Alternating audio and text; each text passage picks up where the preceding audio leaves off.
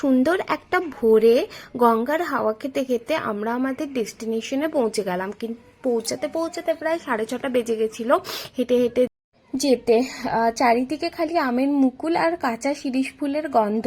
এই শিরিষ ফুলের গন্ধ কোথা থেকে আসছে ওটা দেখতে দেখতে দেখি ওমা কি সুন্দর হাওয়া দিচ্ছে। আর ওই গোলাপি যে শিরিষ গাছটা আছে সেটাতে বেশ ফুল এসছে। তো বর্মশাইকে বললাম একটা পেড়ে দাও না, সেই শুনেও ছুটলো পারতে।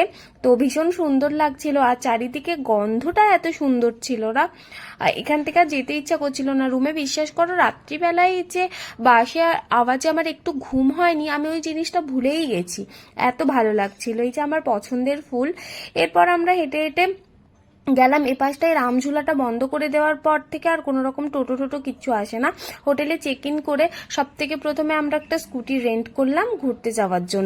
এই যে হেলমেটের অবস্থা, রেন্টের গাড়ি যা হয়, দিয়ে আবার এই হেলমেটটা দেওয়ার পর একটা নতুন হেলমেট দিল, সে আবার অনেক কাইকিচির করছিল। এখানে না ভিড় হয়ে গেলে অনেক দেখলাম এবারে এই হোটেলে মিসবিহেভ করলো। যাই হোক, পরের বার থেকে এখানে আর আসা যাবে না।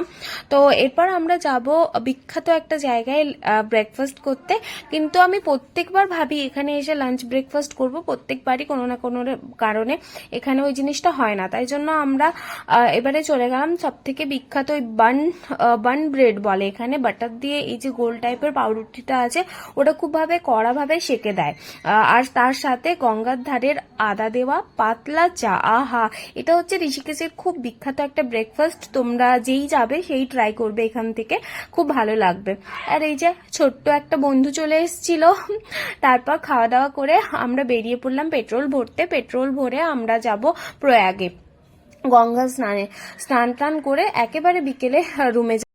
এত হাওয়া দিচ্ছিল ঝড়ের মতো, আমার তো মনে হচ্ছিল এই বোধহয় বৃষ্টি এলো, এই বোধহয় বৃষ্টি এলো।